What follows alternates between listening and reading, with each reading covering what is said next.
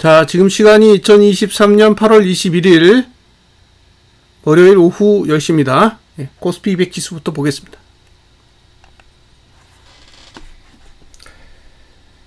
자, 분기봉이죠.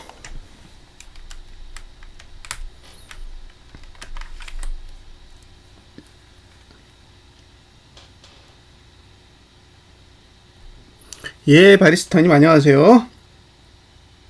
종가 337.95, 예, 저가 317.78, 현재는 328.84예요.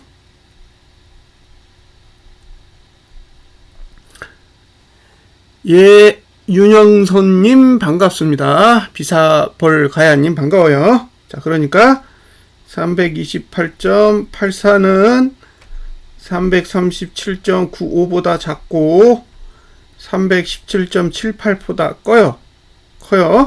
그러니까 아직 저가는 하락이 아니고 종가만 하락인 거죠. 시간이 아직 많이 남았기 때문에 종가는 다시 상승할 수도 있잖아요. 근데 아직 저가는 상승 중이라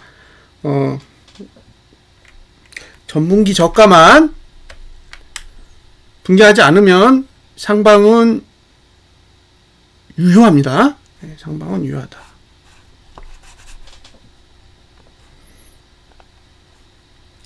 자, 월봉 보겠습니다.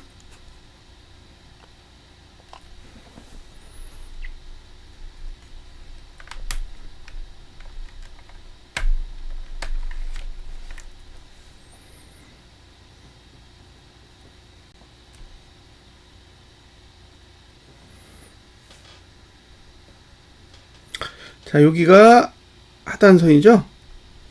하단선. 자, 한 개 남았어요. 그죠? 네, 하단선 하나 남았다고. 지금 하나, 둘, 세 개 쓰고 있고 하나 남았습니다. 예, 너른님 반갑습니다. 자, 이제 생각을 하셔야 될 게 있어요. 8거래일이 남았어.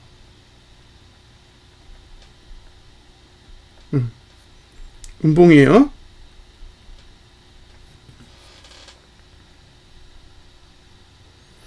그럼 지금 중요한 게 뭐예요?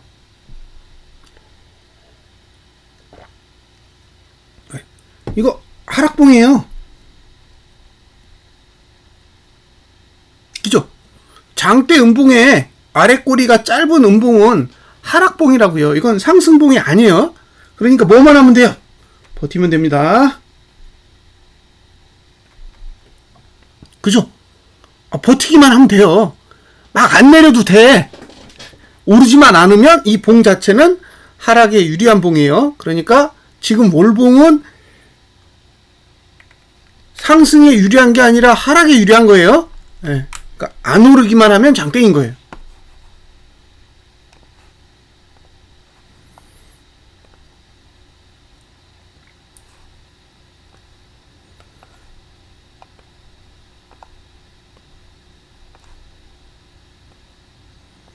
자, 이제 이번 주봉에 대해서 설명을 드려야 되는데, 이 주봉을 잘 이해하셔야 돼요. 이번 주에 중요한 건 사실 일봉이 아니라 주봉입니다. 주봉. 그래서 주봉의 구조를 잘 이해하시고, 예, 판단을 내리셔야 돼요.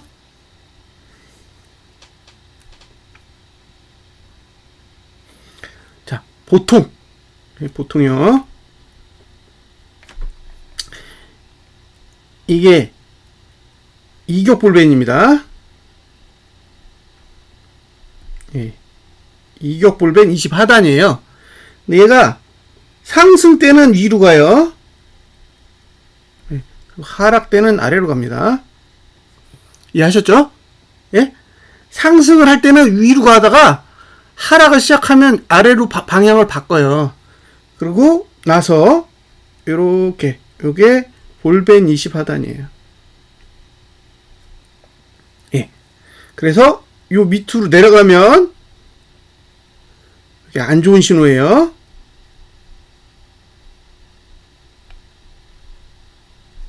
자, 다시 상승할 때는 이격불변 20 하단선을 타고 올라가다가 하락할 때가 되면 아래쪽으로 방향을 바꾼 다음에 이게 선이 내려가면서 볼린저 밴드 20 하단선을 뚫으면 이제 안 좋은 신호로 인식을 합니다.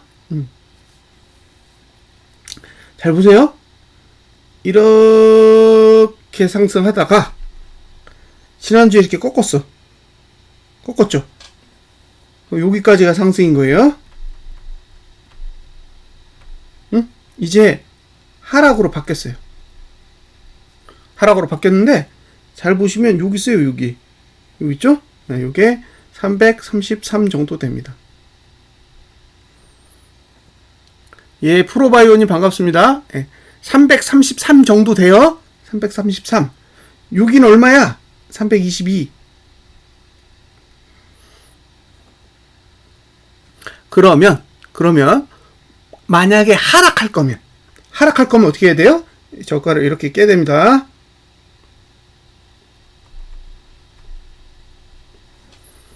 다시 하락할 거면 저가를 깬다. 상승할 거면 저가를 지키겠죠.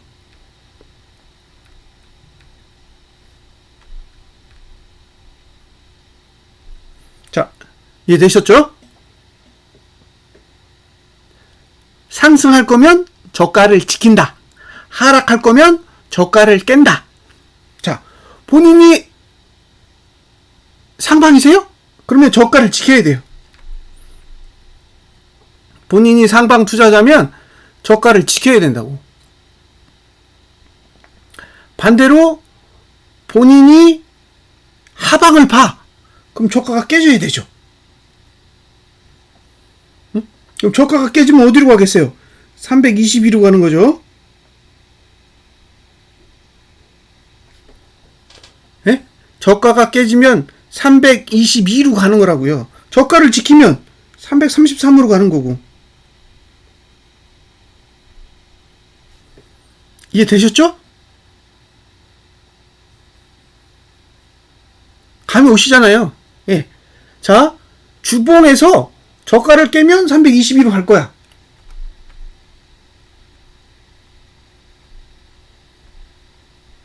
근데 저가를 방어해. 예, 333으로 갈 겁니다. 예, 루드베님 반갑습니다.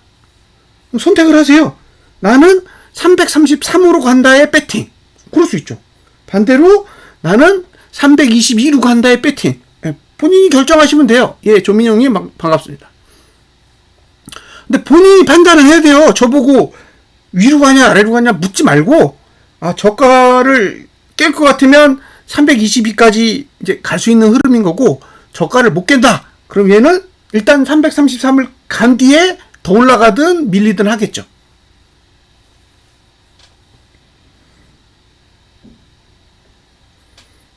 자, 이해되셨나요?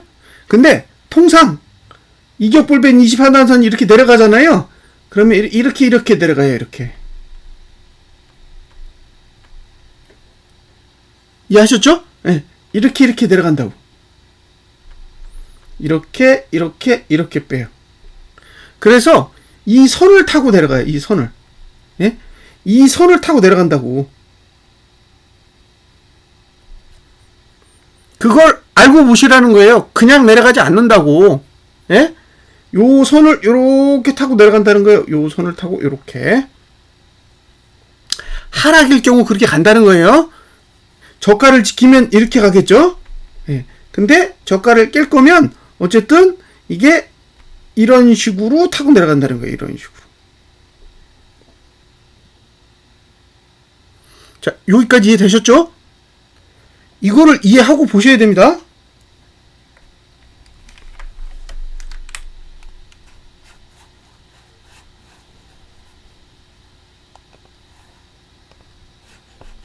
자,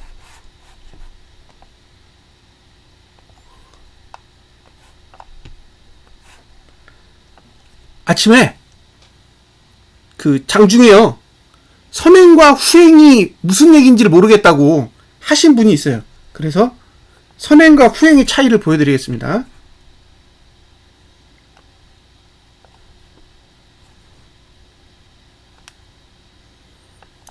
선행과 후행을 잘 보세요. 예? 선행과 후행을 딱 보시면 아, 저게 선행이구나 라는 걸 아실 수 있어요.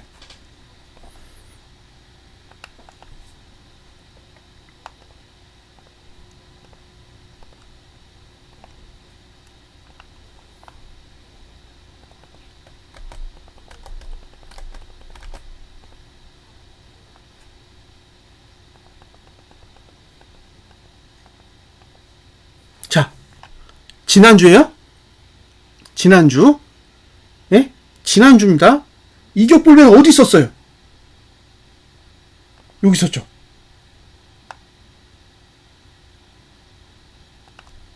그쵸? 이격불변이 여기 있었잖아요. 예? 시가를 찍었을 때 338.97에 있었다고. 이격불변이.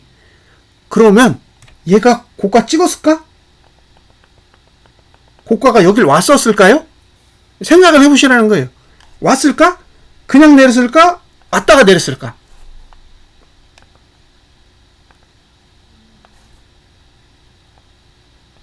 자, 보세요. 그냥 내렸는지 터치하고 내렸는지 보시라는 거예요. 이해되세요? 무슨 얘기인지? 원래 그 자리에 그 선이 있었어. 그런데 봉이 그 선까지 간 거죠. 이게 선행입니다. 이게 선행이에요. 예. 이해하셨죠? 무슨 얘기인지? 자, 그러면 시가가 시작했을 때 어디에 있었냐는 거예요. 여기 있었잖아요. 여기. 그죠? 333.3 정도 있단 말이에요. 그러니까 이번 주에 선행으로 움직인다면 어디까지 가야 돼요? 333.3까지 가야지. 333.3까지 갔다가 더 올라가든 떨어지든. 예? 그렇게 움직이면 선행이라고요. 선행. 근데 봉만 그리면 돼. 봉만. 예? 우리가 보는 거는 만났다라는 사실인 거예요. 만났다라는 사실만 있으면 돼. 예? 자, 보세요. 종가가 317이야.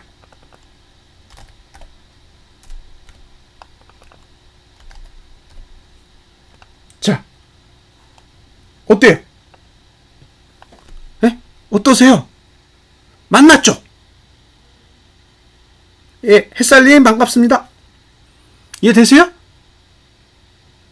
지금 화면에 나올 거예요. 자, 지수를 317까지 뺐어. 예? 317까지 뺐더니 어라? 이격불변 20 하단선이랑 고가가 붙어있네? 지금 눈에 보이죠? 저게 후행이라고요. 응? 저게 후행이라는 거예요. 왜? 봉이 움직여가지고 보조지표가 마치 와서 닿은 것처럼 만드는 거예요.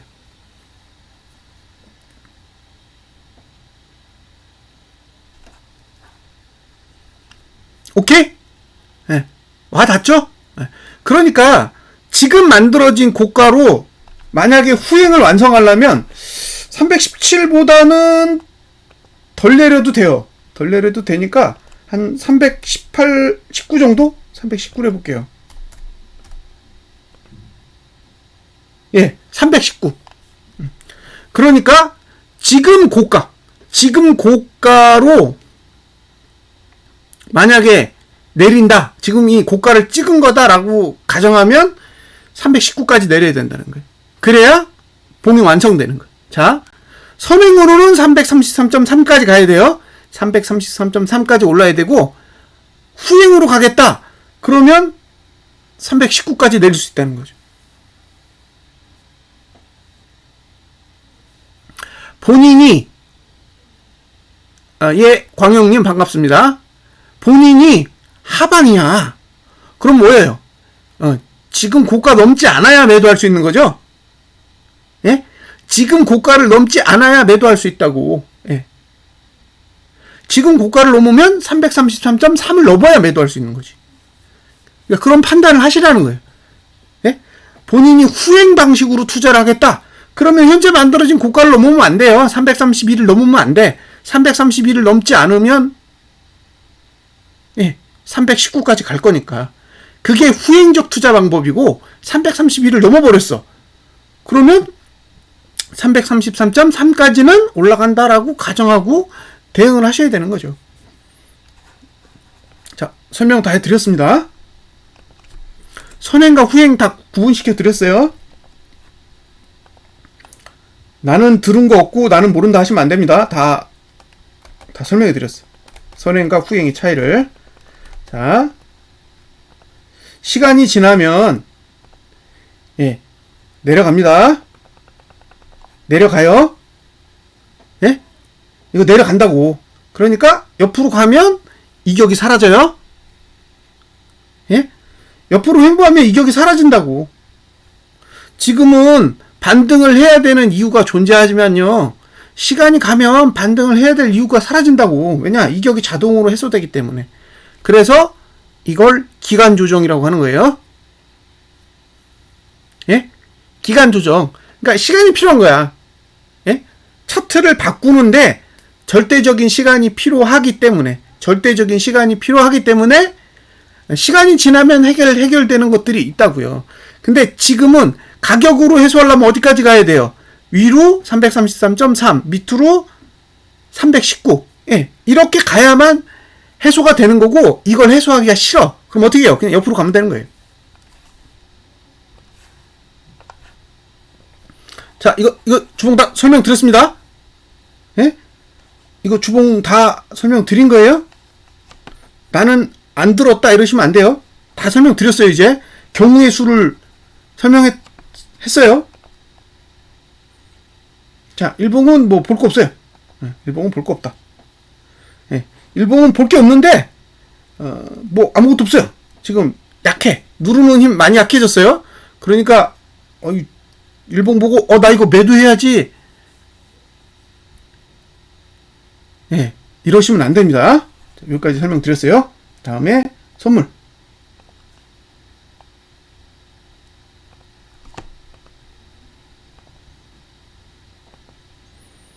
자, 선물 하단선은 아래 있고요. 주봉 똑같습니다. 주봉 똑같아요. 별 차이 없어. 똑같아. 지금 얘는 하단선이 여기 있거든요. 322.67에 있어. 그럼 그려볼게요.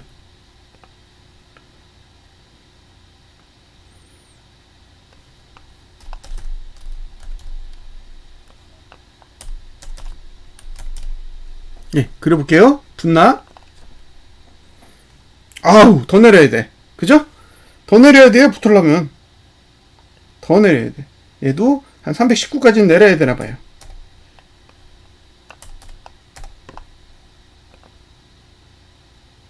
319가에 붙습니다. 그러니까 이건 똑같은 거예요. 333.3을 가든가 319를 가든가 둘 중에 하나로 가야 되는 거예요. 가야만 해결된다. 일봉은 뭐 위로 가든 아래로 가든 이제 별 상관이 없어요. 자, 여기까지. 그러니까 이번 주는 주봉만 중요한 거예요. 나머지 중요한 거 없어. 주봉만 보시면 돼요. 주봉이 고가가 나온 거냐? 아니면 고가를 만들기 위해서 올라갈 거냐? 이제 그것만 보시고 판단을 하시면 돼요. 자, 분기봉 저가 2455.99 317.78 320.65 자, 이건 선물이고 이건 코 200이고 이건 코스피예요. 그쵸? 지금 베이시스가 얼마지? 지금 베이시스가 0.11입니다. 요 차이가 0.11이에요. 말도 안 되죠? 베이시스가 0.11이라는 게 말이 안 돼. 왜냐면 요 차이를 봐요. 이게 0.11인가? 저기 0.11이에요? 아닌데? 320.65 마이너스 317.78은 2.87입니다. 요 차이는 2.87이에요. 근데 베이시스는 0.11이야. 말도 안 되는 거지. 지금 베이시스는 얼마여야 된다? 2.87이어야 돼요. 예. 지금 베이시스는 2.87이어야 돼요. 왜? 저가의 거리가 2.87이기 때문에 그래요. 얘가 만약에 와가지고 320.65를 깨잖아요. 선물이. 그러면은 얘는 317.78까지 내려야 돼. 왜? 베이시스가 없어. 이해되세요? 예? 이해되시냐고요? 320.65를 깨면 317.78도 깨져야 된다고요. 그래서 이게 내려가면 도미노식으로 깨질 거라는 거예요. 그런데 얘가 더 문제야. 2455.99 얘는 더 가까워요. 지금 선물 위치가 있고 지금 현물 위치가 있고 지금 코스피 위치가 있잖아요. 얘가 제일 가깝다고. 그러니까 얘가 깨지면 그 다음에 얘가 깨질 거고 그 다음에 얘가 깨질 거예요. 그러니까 결국엔 뭐라고? 2455.99를 가느냐 마느냐. 이게 남은 8일간 남은 8일간에 가장 중요한 그 부분이에요. 자, 2455.99를 못 깨면 어떻게 한다? 매수.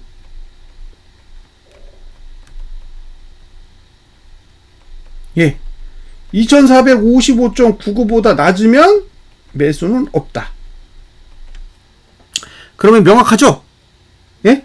2455를 지키면 사세요. 예. 사시라고요. 올라가겠지. 그러면 어디서 매수하시든지 2455와의 거리가 손절폭이에요. 지금 한 2% 될 거예요. 예? 지금 한 2% 정도 된다고. 그러니까 여기서 매수를 하시면 손절폭이 2%라는 거예요. 예, 고트님 반갑습니다. 언타이틀님 반갑습니다. 이해되셨죠? 본인이 나는 상방을 파 그러면 2% 손절할 거야. 그 뜻이에요. 응? 본인이 나는 상방을 보는 투자자야 라고 이야기를 하는 거는 난 2% 떨어지면 손절할게 라고 말씀하시는 거랑 똑같다고요. 위로는 무한대. 응? 위로는 무한대예요. 위로는 무한대. 아래로는 2%. 매수자의 입장에선 그래요. 자, 그런데 만약에 2455.99를 깨. 그러면 여기까지 깨지죠. 예? 이게 깨지는 건 여기를 깨는 거란 말이에요. 근데 이 수치를 가기 전에 그 사이에 2322.66이라는 수치가 있어요. 요게 기준선 26이고, 예, 여길 깨면 후행 스팬이 되드나요. 예? 그럼 얘도 되드나야 되거든. 근데 얘는 2376.77의 후행 스팬, 아니, 기준선 26이 있습니다. 그러니까 이게 도미노식으로 해석을 하는 거예요. 코스피 지수가 2455.99를 가게 되면 선물은 320.65를 가야 되고 선물이 320.65를 가게 되면 코스피 200 지수는 317.78을 가게 된다. 317.78을 가는 과중에 기준선 26, 322.66이 있기 때문에 후행 스팬이 기준선 26을 대드내게 되면 코스피 지수의 후행 스팬이 대드를 내야 되니까 2376.77까지 내려갈 수 있는 구조가 만들어진다. 이렇게 되는 거죠. 그래서 이건 하방 전략. 예, 이건 상방 전략. 2455.99를 붕괴하지 않으면 위로 간다. 2455.99를 붕괴하면 어디까지 간다? 2376.77까지 열린다. 네, 그렇게 보시면 됩니다. 그러면 충분히 다 설명이 됐죠? 네, 아래 공간, 윗 공간에 대한 건 다 설명이 됐습니다. 그 다음에 곱보스를 보기 전에 이런저런 이야기를 좀 먼저 해드리고 곱보스를 보겠습니다. 뭐 곱보스 보는 거야 뭐 사실 볼 거 별로 없어요. 그냥 들고 가는 수밖에 없는 거잖아요. 곱보스는 들고 간다 외에는 뭐 다른 게 없기 때문에 매주 똑같은 이야기예요. 자, 2023년 1월 1일부터 현재까지 현물 2조 8천억. 예? 매도 2조 8천억. 그러니까 개인이 8개월 동안 2조 8천억 매도했다는 얘기예요. 8개월 동안. 2021년 12월 한 달 동안에 개인이 매도했을 때 최대치가 9.1조고 아마 종가 기준으로 6.3조인가 4조인가 그래요. 한 달 동안에 개인이 매도한 금액이 6.3조인가 6.4조고 예, 최대치로 9.1조였어요. 한 달치도 안 돼요. 지금 개인이 8개월 동안 매도한 게 한 달치도 안 된다고. 예, 제가 드리고 싶은 얘기는 뭐냐? 이게 상승장일까? 라는 거예요. 본인이 판단하세요. 이게 상승장의 자금 흐름인지. 예, 그럼 본인이 판단하시면 됩니다. 누가 뭐 대신해서 해줄 수 있는 게 없어요. 자, 2020년 47.4조, 2021년 65.8조, 2022년 16.6조, 2023년 현재 마이너스 2.8조. 자, 개인이 3년간 130조를 샀는데 3조 매도예요. 3조. 예, 3조 매도하는데 사람들은 지금 대세상승장이라고 이야기하고 있는 거예요. 알아서 잘 판단하세요.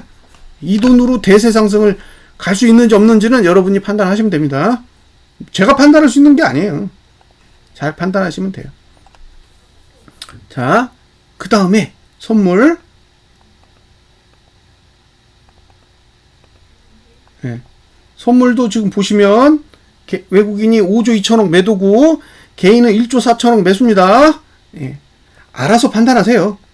자금만 보여드리는 거니까. 자, 이번 달 개인이 3조 6천억 샀습니다. 이번 달도 3조 6천억을 샀어요. 그럼 3조 6천억 매수면 무슨 뜻이에요? 이번 달은 월봉이 양봉나기 힘들다는 거잖아요. 예?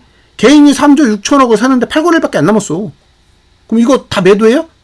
매도할 수 있다고 생각하세요? 그러면 상방. 그게 아니라면, 예? 그게 아니라면 음봉으로 끝나겠죠. 아래 꼬리가 얼마나 달릴지는 두 번째 문제고, 예, 음봉으로 끝날 확률이 높다는 거예요. 왜? 지금 돈이 이렇게 들어오고 있기 때문에. 자, 개인이 선물을 1조 4천억 들고 있고 현물을 3조 6천억 들고 있어요. 합치면 5조입니다. 5조. 개인이 지금 상방에 선물 현물 합쳐서 5조 배팅했어요. 외국인은 5조 2천억을 하방에다 때려박았고. 그럼 지금 상방이에요, 하방이에요? 그걸 판단하시라는 거예요. 예. 차트로는 반등이 보여. 333.3까지 보인다고요. 반등할 수 있다고. 근데 돈은 생각을 해보시라는 거예요. 돈은. 네. 돈은 무게가 어디로 쏠려 있어요? 하방으로 쏠려 있잖아요. 개인이 5조 원을 위로 배팅했고 외국인이 5.2조에 4,600억이면 5.6조를 하방에다 배팅했잖아요. 그럼 외국인은 하방이고 개인은 상방이에요.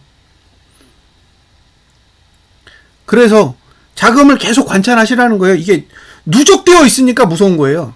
이게 누적되어 있지 않을 때는 뭐 그거 뭐 별것도 아닌 거 뭐 하루면 청산해 막 이렇게 얘기를 했었는데 이제 8거래일 남았는데 돈이 5조야. 예? 8거래일이 남았는데 지금 5조 원이라고요. 5조 원. 5조 원을 한 번에 정리하는 건 쉽지 않잖아요. 그래서 이게 방향선회가 쉽지 않을 거라는 이야기를 드리는 거예요. 재수 좋으면 333.3을 못 가고 그대로 319대로 내려앉을 수도 있다는 거예요. 그래서 그걸 감안하시라는 거예요. 전략은 알아서 잘 세우세요. 뭐 저보고 오르냐 내리냐 그렇게 물어보시면 안 돼요. 자, 이제 다 설명해 드렸죠? 예, 다 설명해 드린 것 같아요.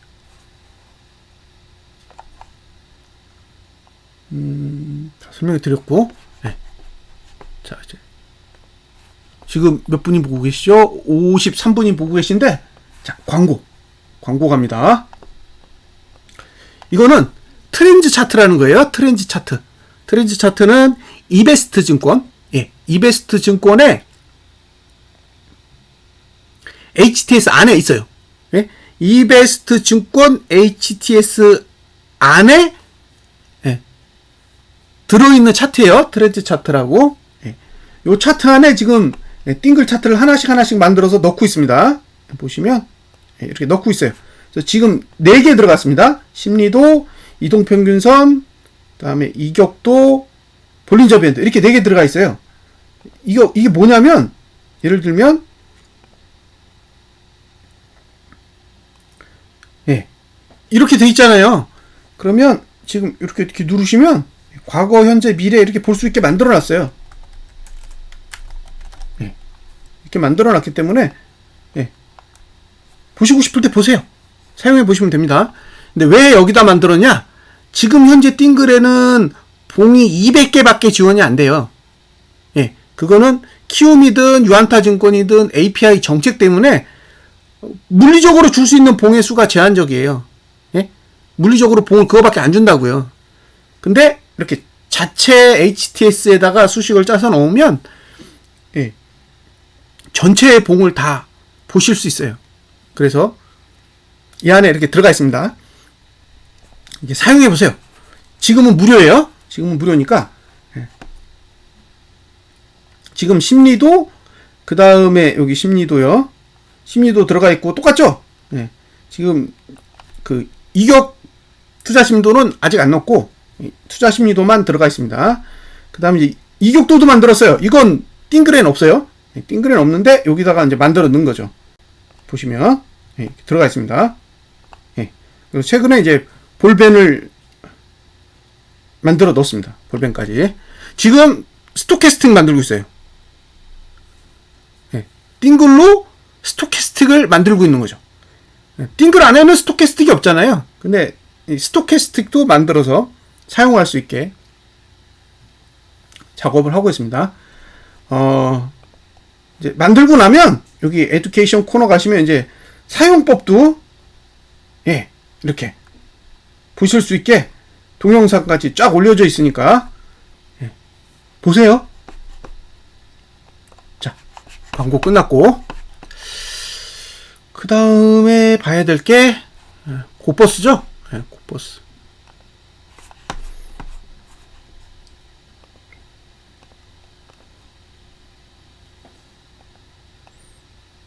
자, 고버스 보겠습니다. 여기 넘어야 돼요. 2885원. 예? 2885원 넘어야 됩니다. 나머지는 의미가 없어요. 지금 다 왔어. 예, 월봉도 상단선 위에 있고 주봉은 이격을 벗어났고 그죠? 주봉은 이격을 벗어났잖아요. 여기 있다고. 여기. 2625원. 그러니까 이게 고가를 넘지 않고 고가를 넘지 못하면 어디까지 간다? 2625원까지 간다고. 근데 고가를 넘으면 2800원대로 갈 테니까 얘가 와서 여기 붙어야 되거든요. 그러면 얼마까지 가야 되나? 그걸 보시라는 거예요. 얼마까지 가야 될까요? 한 2830원?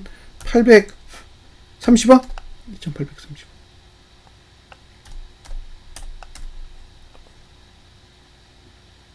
더 가야 돼. 2830원 더 가야 돼요. 그러니까 이게 지금 저가가 나온 거면 더 가야 된다는 거죠. 더. 40원?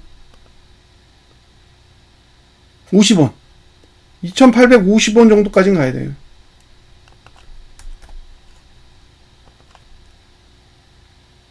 2850. 그러니까 지금 이 상태가 저가가 나온 거다? 그러면 2850원까지 올라야 되는 거고 아직 저가 안 나온 거야? 그러면 2625원까지는 일단 내렸다가 상승하든지 하락하든지 하겠죠. 그렇게 보시면 됩니다. 자, 일봉은 뭐 그냥 추세는 다 썼어요. 그러니까 지금 상태에서 이제 오르든지 내리든지 뭐 상관없다는 거죠. 그 다음에 타이거 보겠습니다. 타이거. 분기봉. 예, 똑같아요. 넘어야 되는 거예요. 월봉은 과하죠. 지금 월봉은 과한 상태이기 때문에, 예. 지금 말씀드린 그런 구조는 감안하셔야 됩니다. 여기도, 예. 고가를 못 넘으면 2775원까지 조정을 해야 되고, 예? 만약에 지금 저가가 나온 거야. 그러면 아까 똑같은 방식으로 한 3,000원 찍어볼까요? 3,000원?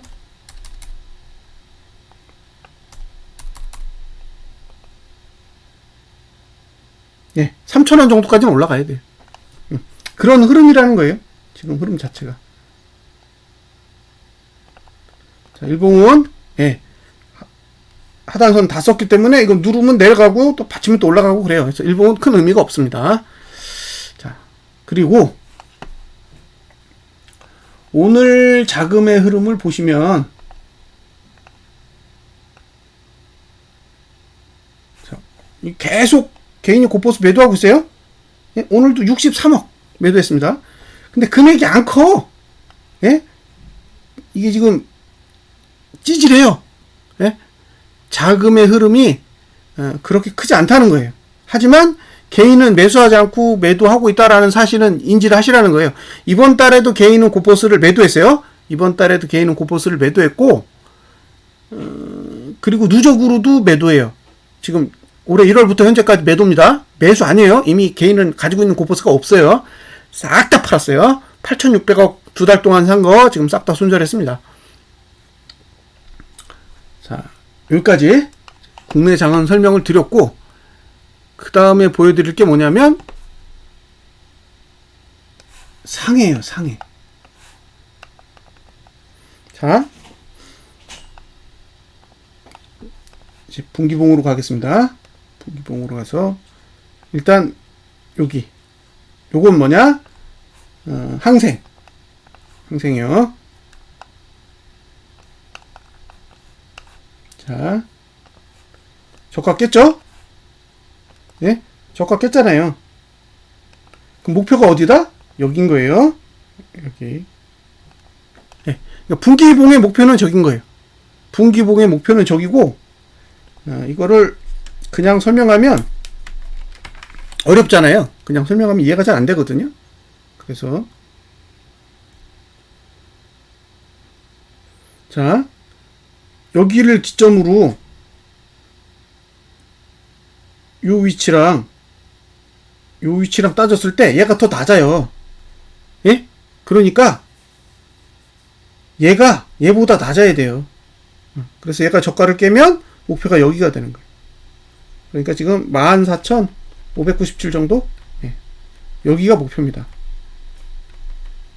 항생은. 예. 그러니까 무슨 얘기예요? 안 좋다는 거죠. 예? 안 좋다는 거예요, 지금.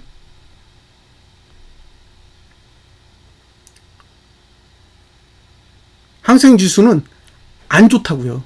상황이. 지금 계속 내리죠? 계속 내리잖아요. 얘가 지금 주저앉은 상황에서 지금 계속 내려가고 있어요. 계속 내려가고 있다고 지금 아래 꼬리도 없어. 내려가고 있어요. 목표가 여기에요. 참고하시라는 거예요. 그 다음에 이제 상해를 보여드릴 거예요.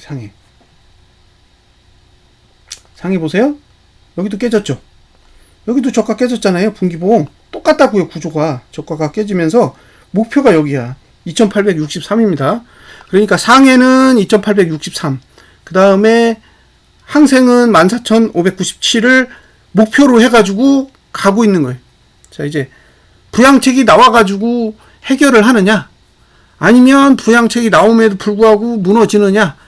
그거는 지켜보셔야죠. 근데 차트는 무너지고 싶어요. 예? 차트는 무너지고 싶어 한다는 거죠. 그러니까 우리가 보기에, 우리 눈으로 보기에는 그 부양책 나오면 올라가고 정책을 써서 올릴 수 있다 라고 보실 수 있겠지만 저는 충분히 그렇게 생각할 수 있다고 보거든요. 근데 차트는 쏟아져야 된다라고 이야기를 해요. 쏟아져야 된다라는 이야기를 계속 하고 있기 때문에 어쨌든 지켜보자는 거예요. 저기까지 가면 다 무너지지 않겠어요? 상해 지수가 2863을 가거나 항생 지수가 14,597을 가게 된다면 다 무너지지 않겠냐는 거예요. 근데 지금 그만큼 중국 증시는 위험한 수준까지 와 있다는 거죠. 중국 증시는 이미 무너졌다고요. 그리고 위험한 구조를 이미 만들었어요. 우리는 안 그래요. 우리는 안 무너졌어요. 미국 증시도 안 무너졌어. 그러니까 중국 증시만 무너진 거예요. 중국 증시만 무너졌고 그 일련의 사태를 잘 보시면 파악이 되시죠? 지금 부양해도 안 통하고 뭐 기업들 지금 뭐 파산하고 부도나고 뭐 그러고 있는 거잖아요. 예. 분명히 영향은 있을 거라고 봐요. 자, 근데 여기서 이제 월봉을 보시면 어떤 일이 있느냐? 월봉을 잘 보세요. 일목을 딱 켜서 보시면 여기 보면 후행 스팬이 기준선 26을 대등했는데 여기 선행 스팬 2 거의 다 왔죠. 그러니까 하루만 더 내리면 여기서 하루만 더 내리면 선행 스팬 2를 찍고 선행 스팬 2를 찍으면 제 생각에는 기준선 26은 데드를 낼 것 같아요. 그러면 이 구조는 월봉은 하락하기에 적합한 형태로 완성이 되는 거죠. 이제 이해되셨죠? 무슨 얘기인지. 예. 그러니까 중국 증시는 그다지 좋은 모양새가 아니라는 거예요. 예? 중국 증시는 그다지 좋은 모양새가 아니고 진짜 문제가 되면 예? 진짜 문제가 되면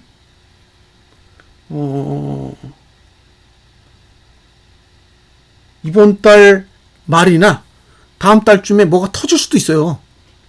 근데 터지면 크겠죠. 안 터지면 몰라도 터지면 클 거라고. 그래서 그걸 감안하시라는 거예요. 그걸 감안하시고 보세요. 네. 이거 깨고 종가 이거 깨고 마감하면 저는 악재가 올 준비를 마쳤다라고 생각할 거예요. 네. 자, 후행 스팬이 기준선 26을 대드내고요. 네. 후행 스팬이 기준선 26을 대드내고 그 다음에 네.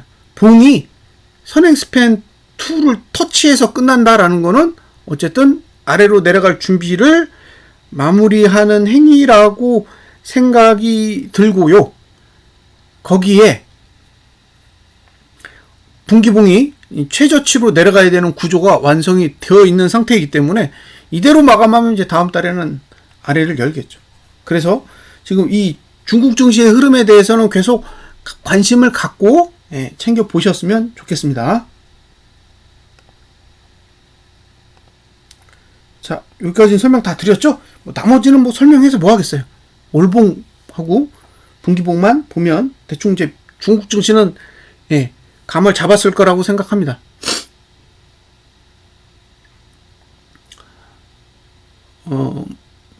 다음에 미국 증시 볼까요? 미국 증시 지금 시작했나?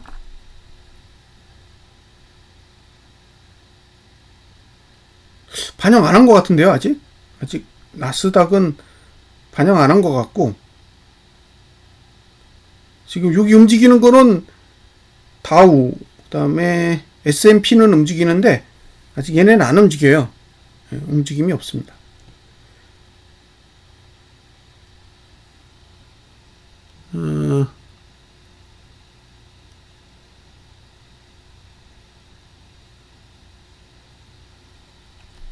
뭐 올해처럼 움직이면 쇼 못하죠.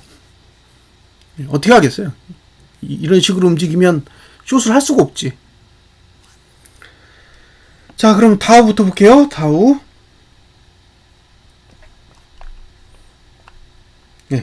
다우는 지금 하단선 아래에 있어요. 하단선 아래에 있기 때문에 사실 가격적으로는 매도자에게는 유리한 자리가 아닙니다. 자, 그 다음에 주봉 봐야죠. 주봉은 뭐 없어요. 주봉은 아무것도 없습니다. 아무것도. 이건 매수해야 될 이유도 없고 매도해야 될 이유도 없어요. 이 봉은. 근데 일단 다 무너진 거예요. 다 무너졌다. 주봉은 다 무너졌는데 매도가가 여기에요. 매도가가 여기라 35,060이 위로 올라와야 매도가 가능하고 매수는 저가가 깨지지 않아야 가능해요. 그죠?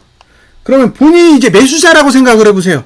그러면 지난주 저가가 깨지지 않으면 매수하시면 되는 거예요. 근데 본인이 매도자라고 생각해보세요. 지난주 저가랑 상관없어. 상단선 위로 올라와야 되니까 35,062가 넘어야 매도할 수 있는 거예요. 자, 그러면 간단하죠. 매수자는 지난주 저가만 붕괴되지 않으면 사.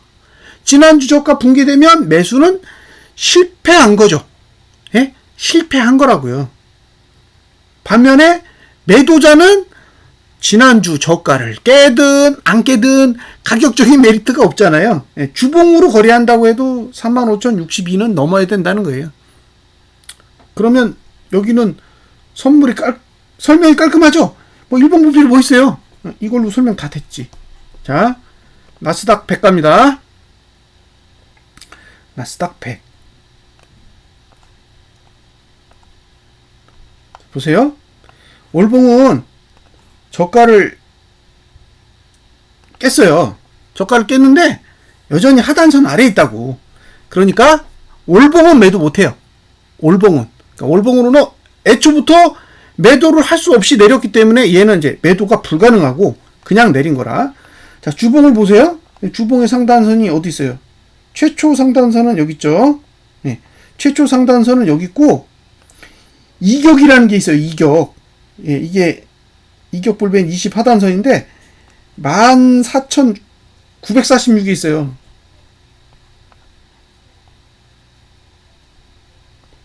(940) 그러면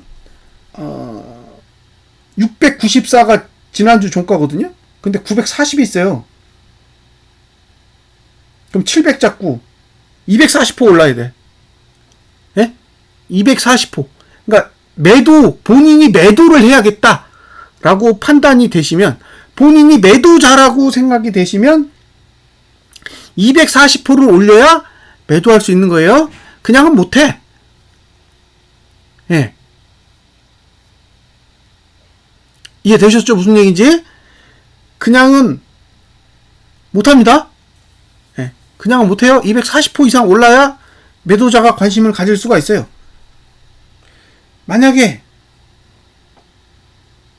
최소 반등한다고 해도 14,825. 14,825니까 130호는 올라야 돼요. 그러면 미니멈 130. 정상적으로 가면 240호가 올라야 돼요. 만약에 이게 진짜 강한 하락이야? 그러면 130호 올라야 되고, 그게 아니야. 이거 하락 힘 없어. 그러면 240호는 올라야 매도자가 매도를 할지 말지 고민해 볼 수 있다는 거예요. 됐죠? 자, 매수자는 지난주 저가가 붕괴되지 않으면 사세요. 예? 매수자는 지난주 저가가 붕괴되지 않으면 사시라고요. 예. 근데 매도자는 지난주 저가가 붕괴되지 않든 매도랑은 상관없어요. 보유랑 상관이 있는 거지. 그러니까 지난주 저가를 깨면 보유할 수 있는 거고, 예, 지난주 저가를 지키면 청산해야 될 수도 있는 거예요. 예, 그런데 신규로 매도를 한다고 지난주 저가 깬다고 신규 매도 아니라는 거예요. 매도랑 상관없어요. 매도는 무조건 240호 위에서만 가능해요. 예? 매도는 240호 위에서 가능하고, 내가 진짜 꽂혔다 그러면 130호 이상. 예?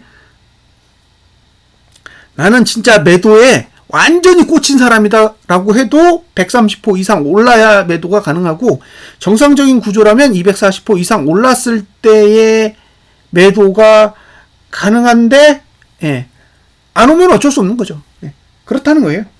그럼 요건 설명 다 끝났습니다. 얘가 만약에 하락한다. 그럼 어디까지 가겠어요? 예. 이게 이제 위로 올라가지 못하면 이게 계속 내려간다는 뜻이거든요. 이게 계속 내려가면 볼벤까지 간다는 얘기예요. 여기 12,600. 예. 그러니까 지금은 저가를 깨고 12,600으로 가는 흐름이냐, 아니면 저가를 지키고 14,940까지 올라가느냐, 그런 상황이라고 보시면 돼요. 그럼 내가 매도자의 입장인지 매수자의 입장인지 결정하시면 되잖아요. 내가 매수자의 입장이면 어차피 지난주 저가를 지킬 거기 때문에 12,654는 고려할 필요가 없는 거잖아요. 위로 올라갈 거니까. 그러면 14,940 이상으로 올라간다라고 보시면 되고, 이제 그게 아니야. 예? 이게 이제 저가를 깨고 내려가는 흐름이야. 그러면 이제 저가를 깨고 12,694 쪽으로 654 쪽으로 이제 흘러가는 흐름이 나올 수도 있는 거죠. 어쨌든 지금 이 구조에선 매도는 못해요. 예? 지금 이 구조 안에서는 이건 매도하기 굉장히 힘든 구조라는 것만 감안을 하셨으면 좋겠습니다. 예. 저는 매도를 권장할 생각이 1도 없어요. 자, 과거에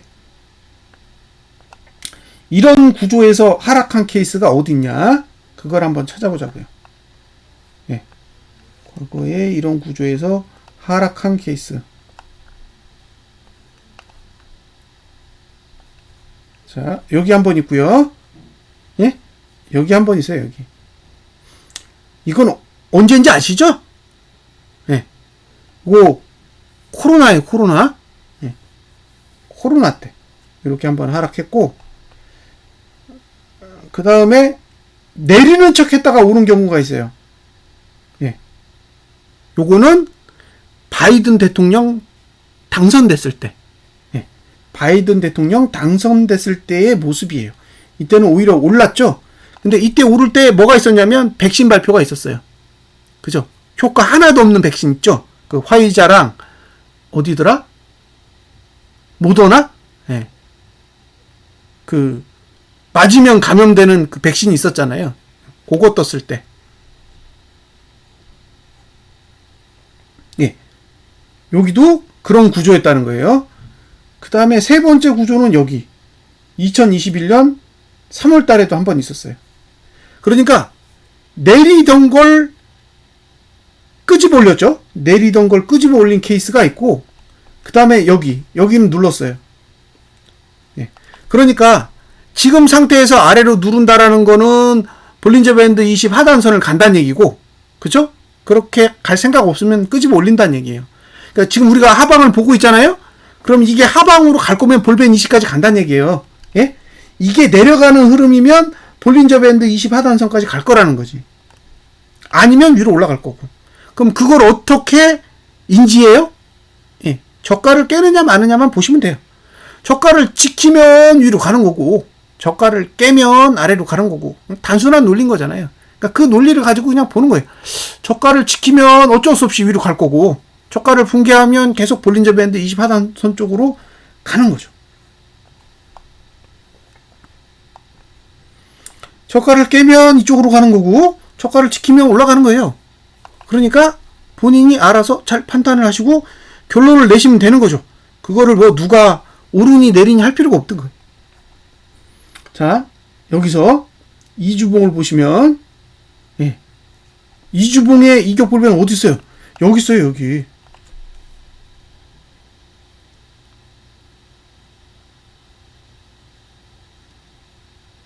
그쵸? 이격볼배 여기 있다고요. 그러니까 얘는 여기까지 내려도 상관없어. 예. 여기까지 내려도 상관없는 거예요. 주봉으로 보면 볼린저 밴드 20 하단선이 꽤 멀어 보이는데, 이주봉으로 봤을 때는 이격볼밴도 멀어요. 그러니까 내려갈 수 있는 공간은 있다는 거예요. 그러니까 내려갈 수 있는 공간은 있지만 가격적인 메리트가 없어요. 가격적인 메리트가 없기 때문에 하방을 보시는 분의 입장에서는 굉장히 신중하게 접근을 하셔야 된다는 거예요. 제가 여기서 뭐 하방에 배팅하면 돈 벌어요, 여기는 내려가기 위한 최고의 찬스예요, 이런 얘기를 할 수가 없는 이유가 지금이 가격적으로 메리트를 가지고 있지 않은 시간대에 그 가격을 가지고 있기 때문에 그래요. 그래서 설사 여기서 하락을 하는 상황이 발생한다고 해도 솔직히 그건 운이라고 생각하고요. 예, 운이라고 생각하고, 이제 개인적으로는 지금의 위치가 하방을 공략하는 위치하고는 잘 안 맞는다는 거예요. 예. 일반적인 관점에서 보면 지금 위치는 하방을 공략하는 자리로서는 대부분 적합하지 않았다. 과거의 사례로 봐도 이 위치는 적합하지 않은 자리예요. 그래서 하방을 보시더라도 매우 신중하게 보셨으면 좋겠고요. 전에 나스닥 지수 설명할 때 그 3일봉 무너질 때하고 그 다음에 주봉 무너질 때 똑같은 얘기를 해드렸어요. 7월 저가를 목표로 한다. 그죠? 네, 7월 저가를 목표로 하고 있기 때문에 거기까지 갈 수 있을 거다 라는 이야기를 했었는데, 그죠? 그때 사람들의 반응은 뭐예요? 아, 미치겠다, 계속 오른다, 힘들다, 매도했는데 손절했다, 뭐 그런 얘기만 들었어요. 주로 버틴 분이 얼마나 계실까 모르겠어요. 그러니까 그때 이야기했을 때는 사람들의 반응은 별로였다는 거예요. 근데 지금 이만큼 내리니까 사람들이 계속 하방 이야기를 해요. 이해되세요? 무슨 얘기인지?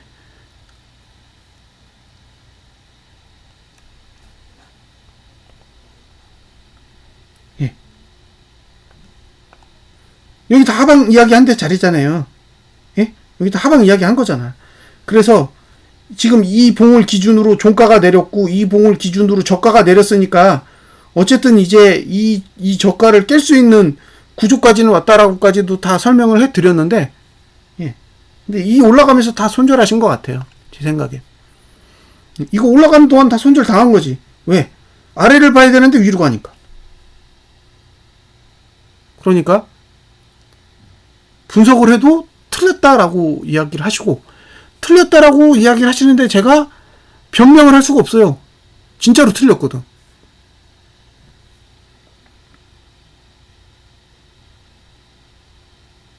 근데 이만큼 내리니까 사람들이 이제 하방 얘기하기 시작해요. 여기서 하방 얘기하면 말도 안 되는 소리라고 했는데 정작 이만큼 내리니까 이만큼 내린 시점에서 하방 이야기를 하고 있다는 거예요. 근데 지금은 매력이 없어요. 예? 지금 위치는 매력적이지 않다고요. 그게 문제인 거예요. 예. 지금 위치는 매력적인 가격을 가지고 있지 않다라는 거죠. 그래서 하방은 굉장히 조심하셔야 돼요. 그러니까 하방을 보유할 수는 있는데 신규로 들어가는 거는 상당히 조심스럽게 판단을 하셨으면 좋겠다는 거예요. 아까 말씀드렸죠? 미니멈이 130이고 240보까지 올라야 이게 이격이 해소된다는 거예요. 네. 그렇게 접근하시면 됩니다. 어쨌든 이게 아래쪽으로 꺾이고 있는 건 굉장히 좋은 징조예요. 이게 아래쪽으로 꺾이고 있다는 건 굉장히 좋은 징조인데 문제는 매도하려면 위에 있어야 돼요. 매도하려면. 아래쪽에서는 매도 공략을 할 수 있는 구조가 아닙니다. 그래서 그런 부분들은 참고를 하셨으면 좋겠습니다. 뭐 일봉은 무시하겠습니다. 자, SQQQ 월봉이 상단선 위에 있기 때문에 저는 뭐 할 얘기 없어요. 이거 매수 대상 아니고, 예. 주봉에서 이격이 해소되려면 15.59, 예, 15.59요. 끝. 예. 15.59 위는 매수 대상이 아닙니다. 아무리 비싸게 매수해도 15.59예요. 나머지는 무시할게요. 삭스.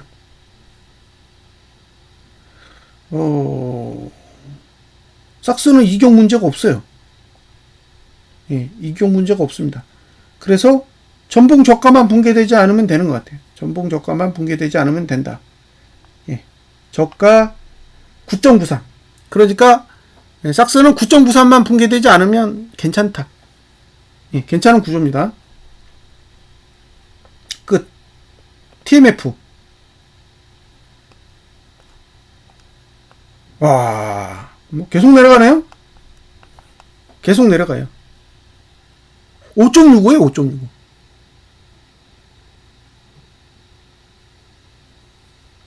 예, 5.65. 지금 매수 뜯어 말리는 종목 중에 하나죠. 이거 매수 안 하셨으면 좋겠다라고 이야기 드렸던 상품입니다. 여전히 유효해요. 예. 월봉이 양봉으로 마감하든가 아니면 주봉이라도 양봉으로 마감하든가. 예. 주봉이 양봉으로 마감하면 단기 거래라도 할 수 있는 거고 월봉이 양봉으로 마감을 해야 월 단위의 거래를 시작할 수 있는데 지금은 월봉도 저가 깨고 주봉도 저가 깨고 뭐 이봉 저봉 다 저가를 깨고 있어서 예, 그렇습니다. 예, 그래서 저는 이 종목을 권유할 수는 없어요. 지금 가격대에서 오를 수도 있어요. 예? 지금이 낙폭과대라 상승할 수도 있다고요. 근데 그거는 어디까지나 낙폭과대에 의한 반등이라고 보는 거죠. 지금 상태에서는 그냥 낙폭과대로 인해서 일시적으로 오른 반등이라고 보는 거지 이게 상승으로 가기 위해서 뭔가 자리를 잡았다라고 말씀드리기에는 맞지 않는다고 생각하는 거예요. 예. 그래서 어쨌든 이 종목은 조심할 필요가 있다. 뭐 분할 매수도 아직은 아니지 않냐. 예? 그러니까 분할 매수도 아직은 아니라고 보는 거죠. 기본적으로 저점은 지나야 뭐 분할 매수를 하든지 말든지 할 거잖아요. 그래서 예, 잘 생각을 해 보셨으면 좋겠습니다. 저는 이 종목을 권유하고 싶은 생각이 아직은 없고요. 환율은 1340원 잘 가고 있어요. 잘 가고 있습니다. 잘 버텨줬으면 좋겠어요. 예, 잘 가고 있습니다. 이 환율은 아시잖아요. 예, 8월 1일날 방송 나와가지고 예, 환율 내려간다고 하신 분이 있었어요. 그분이 내려가신다고 하신 뒤로 지금 계속 올라가고 있기 때문에 저는 이제 개인적으로 감사드리고 있습니다. 예. 항생이랑 상해는 다 보여드렸고 환율도 잘 가고 있고 예. 오늘 테슬라가 많이 오르네요. 와, 테슬라 5%나 올라요. 5.7%. 애플, 마이크로소프트, 구글, 메타 다 오르네요. 다 잘 가고 있습니다. 엔비디아까지. 예. 오늘 뭐 완전히 신났어요.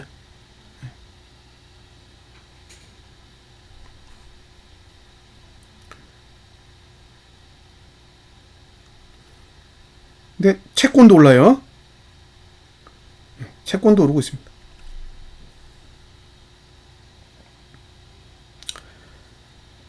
지금 어차피 낙폭과대잖아요. 지금 나스닥 지수의 상황을 보면 예, 낙폭과대예요. 낙폭과대. 그래서 예, 미니멈 130 정상적이면 240포까지는 오른 뒤에 내려오는 게 정상적인 거죠. 예? 그러니까 정상적으로 내린다 그러면 여기서 240포까지 오른 다음에 내려와야 정상인 거예요. 근데 급락하고 싶으면 그 전에 내려도 돼요. 급락하고 싶으면. 그러니까 미국 증시가 급락을 해야겠다라고 판단이 되면 그냥 내려도 되는데 급락할 거 아니야? 그러면 240포까지는 올라가야 이게 내려갈 수 있는 에너지가 생기는 거예요. 그러니까 지금의 상승이 저는 이상하다고 생각하지 않아요. 예. 그래서 계속 그 구조를 설명드린 거예요. 이게 이동평균선 21선이랑 괴리가 너무 심하게 벌어졌기 때문에 그 괴리를 해소하는 과정을 갖는 거라서 뭐 어쨌든 여기서 끌어올리는 행위에 대해서 특별하게 예, 이상하게 생각할 건 없다는 거예요. 그래서 이런 자리에서 공격적으로 매도를 하거나 그러시지는 않으셨으면 좋겠다라는 게 제 기본적인 취지고, 그래서 국내 증시도 똑같은 얘기를 해드렸잖아요. 예. 미니멈 3포, 맥시멈 5포까지는 가야 이게 이제 매도자가 예, 노려볼 수 있는 자리까지는 가는 거라고. 근데 빨리 이격을 해소하고 예, 윗꼬리를 달았으면 좋겠어요. 예? 이격을 해소하고 윗꼬리를 달아야 어쨌든 예, 내리든지 말든지 할 테니까. 그러니까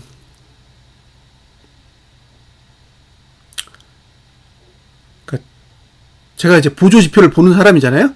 예, 보조지표를 보는 사람인데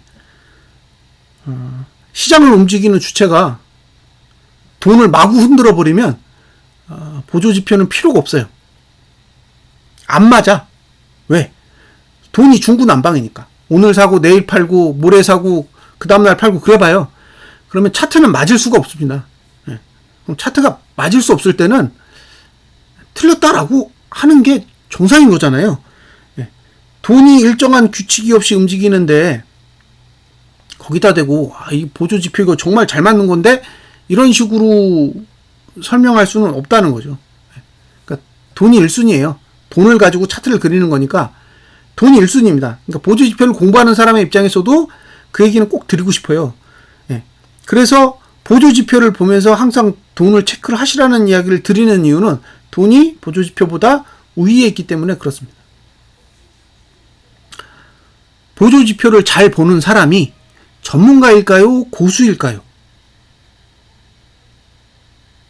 고수는 돈을 잘 버는 사람이고 전문가는 제대로 공부를 한 사람이에요. 네? 고수는 돈 버는 사람, 그 다음에 전문가는 제대로 공부를 한 사람이에요. 저같이 보조지표를 열심히 공부한 사람은 그냥 보조지표를 잘 아는 사람입니다. 그런 사람은 전문가라고는 할 수 없어요. 전문가하고는 거리가 있죠. 근데 주변에 잘 보시면 고수 행세하는 사람도 있고 전문가 행세하는 사람도 있어요. 그러면 고수 행세하는 사람한테는 계좌를 보여달라 그러면 되고, 전문가를 자칭하는 사람한테는 학위를 보여달라 그러면 돼요. 학위를 보여달라 그러면 됩니다. 저는 학위가 없으면 전문가라고 생각하지 않아요. 그게 가장 기본입니다. 예를 들면 교사랑 강사가 있어요. 교사랑 강사. 교수랑 강사의 관계와 교사와 강사의 관계는 달라요. 교사는 자격이 필요해요. 그죠? 자격이 필요하다고. 그 자격을 획득하지 못하면 교사가 될 수 없어요. 근데 강사는 아무나 할 수 있어요. 아무나 할 수 있어요, 강사는. 근데 강사가 교사보다 더 능력이 뛰어날 수 있어요. 그러니까 강사냐 교사냐는 능력의 문제가 아닙니다. 자격의 문제예요. 다른 거라고요. 교사가 강사보다 뛰어나냐? 그렇지 않을 수도 있어요. 지금 인터넷 강의 보세요. 인터넷 강의 잘 보세요. 강사들이 훨씬 더 잘하잖아요. 교사분들보다 잘하는 강사분들 많아요. 그러니까 교사가 강사보다 꼭 뛰어나다라고 볼 수는 없어요. 하지만 교사는 자격이 있는 분이고 강사는 그럼에도 불구하고 자격이 없어요. 그러니까 강사는 교육 분야에서는 전문가가 아닌 거죠. 그냥 강사인 거예요. 능력이 아무리 뛰어나도 그 사람은 강사입니다. 그러면 주식 바닥을 보세요. 주식 바닥을 보시라고요. 전문가, 고수는 아무나 할 수 있어요. 그죠? 고수는 돈 벌면 고수입니다. 뭐 다른 거 다 필요 없어요. 고수의 자격은 돈을 벌었냐 못 벌었냐기 때문에 아무런 자격 조건이 필요 없어요. 돈만 벌면 그분은 고수예요. 근데 전문가는 돈을 버는 거랑 상관이 없어요. 전문적인 지식을 가지고 있어야 되고 그 지식을 증명할 수 있는 학위가 필요합니다. 저는 뭐 인터넷이나 뭐 유튜브에서 누가 막 전문가라고 막 이야기하잖아요. 학위부터 봐요. 학위부터 봅니다. 학위 없으면 그냥 무시해요. 왜냐? 그분은 고수일 수도 있고 고수가 아닐 수도 있지만 전문가는 아니에요. 제 기준엔. 전문가는 공부를 했어야 돼. 전문적으로. 금융에 대해서 공부를 했어야죠. 국내에서 금융과 관련된 정보를 공부했어야 되고 그 다음에 해외에 가서 뭐 MBA를 따오든 뭐 하든 그런 일련의 과정을 싹 다 거친 사람이어야 돼. 그런 사람이 전문가예요. 그 사람이 잘하느냐? 아니요. 그 사람이 잘하느냐는 별개인 거예요. 그 사람이 자격이 있느냐 없느냐를 보는 거지 그 사람이 그런 학위를 가졌다고 해서 정말 뛰어난 사람이냐는 별개의 문제라는 거예요. 다른 거라는 거예요. 자기가 뛰어나다라고 전문가라고 행세하면 안 된다는 거예요. 그냥 나는 뛰어난 사람이야 라고 강조를 해야지 자기가 전문가라고 행세를 하면 안 된다는 거죠. 전문가가 되려면 의사는 의대를 나와야 되잖아요. 변호사는 로스쿨을 거쳐야 되잖아요. 그러니까 그런 자격이 있어야 된다고요. 근데 이 바닥은 그게 없어. 이 바닥은 그게 없다고요. 너도 나도 전문가라고 설치고 다닌다고요. 근데 저는 공부해 보면서 느끼는 거지만 전문가가 될 수가 없어요.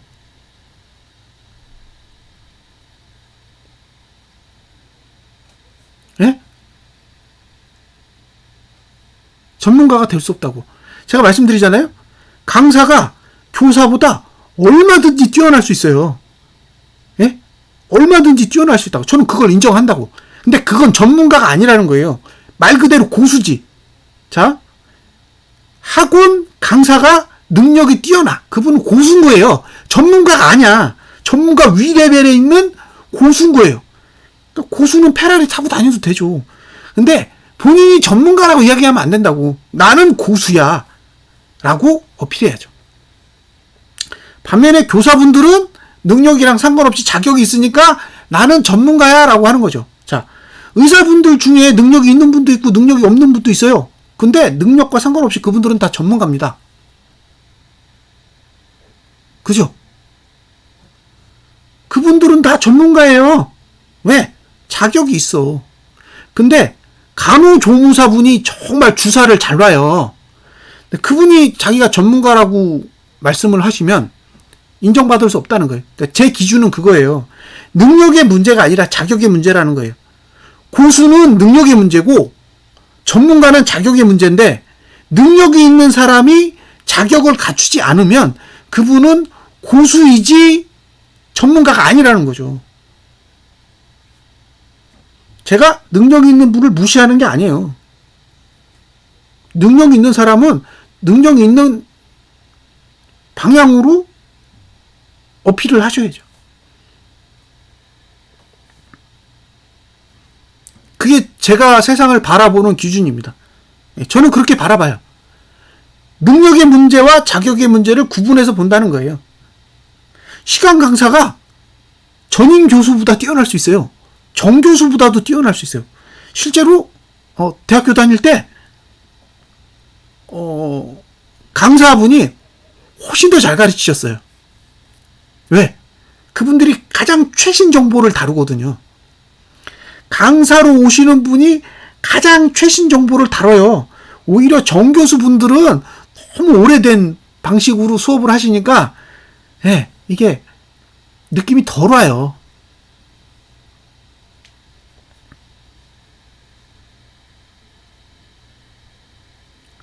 그 1학년 때 1학년 때가 2학년 때 이렇게 강사로 오셔가지고 수업하신 분이 있어요. 카이스트 교수 되셨어요. 얼마 지나니까 카이스트 교수 하시더라고요.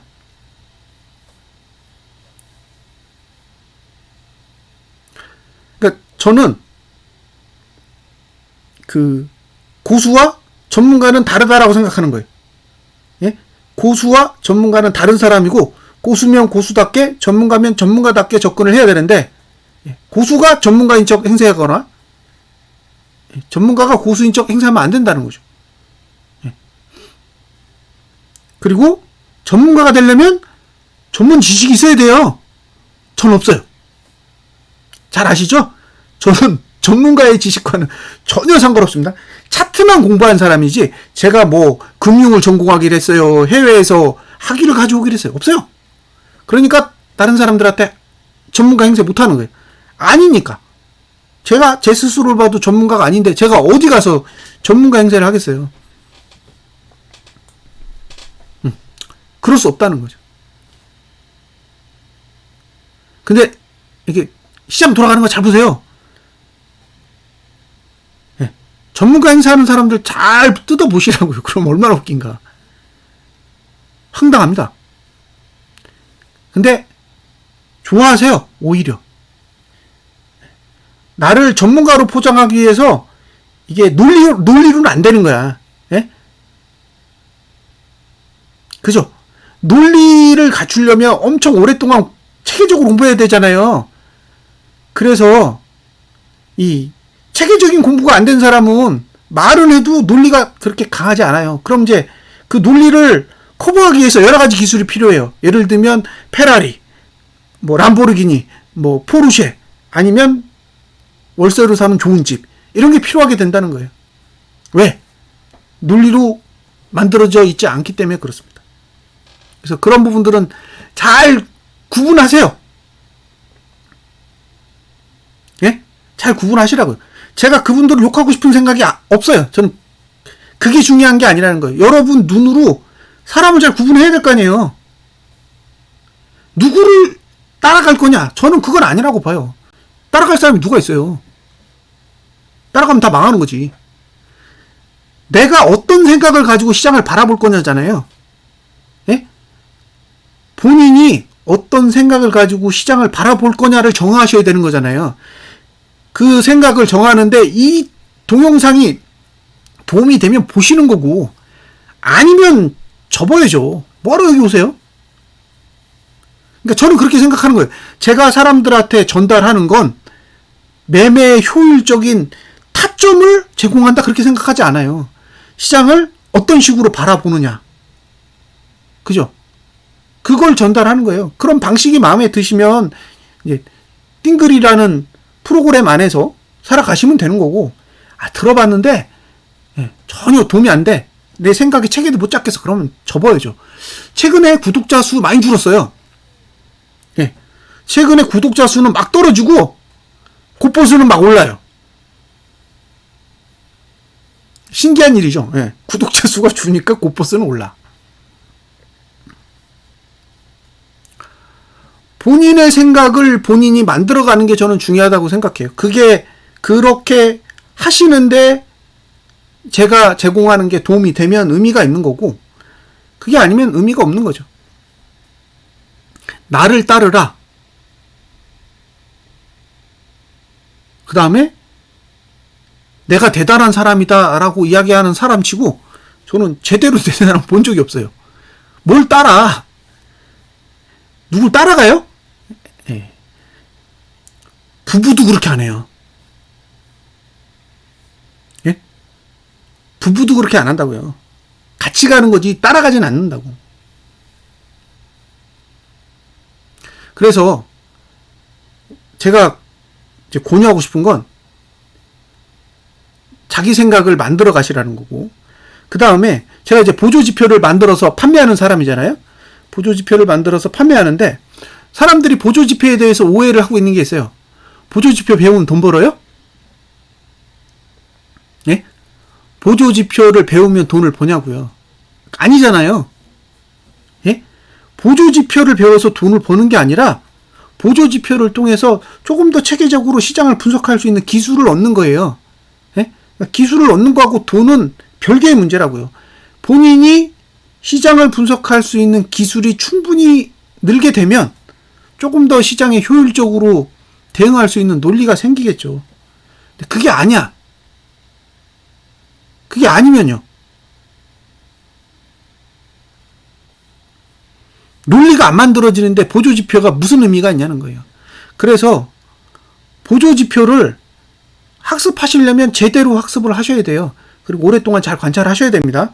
그 보조지표한테 당해도 보고, 그 보조지표로 인해서 이익도 봐보고, 그러면 어떤 경우에 실패를 주고 어떤 경우에 성공을 주는지 이런 것들을 다 경험해 보셔야 그 보조지표를 쓰는 기술이 생겨요. 다만 제가 제공하는 보조지표, 제가 제공하는 보조지표는 그나마 다른 보조지표에 비해서는 조금 더 분석하기 용이하게 만들어 놓은 거예요. 조금 더 약간 더 용이하게 만들어 놨으니까 그런 면에서 다른 보조지표보다 좋은 거지.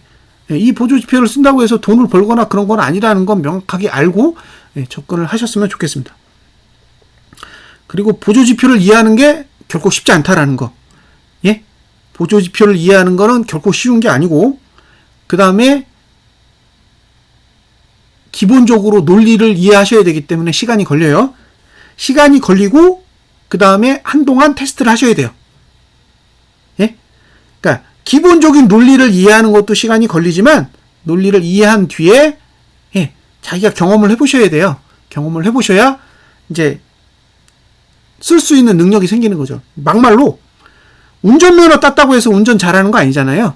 그러니까 운전면허를 땄다라는 거는 운전할 수 있는 자격을 가진 거고, 실제로 운전을 일정 시간 동안 해보셔야 운전의 스킬이 생기는 거죠. 그래서 이론을 습득하는 거는 운전면허를 따는 행위와 같고, 여기에 일정 시간 동안 실제로 운행을 해보셔야 이게 실력으로 성장해 나가는 거죠. 이 트렌드 차트 예, 시간 날 때 한번 써보세요.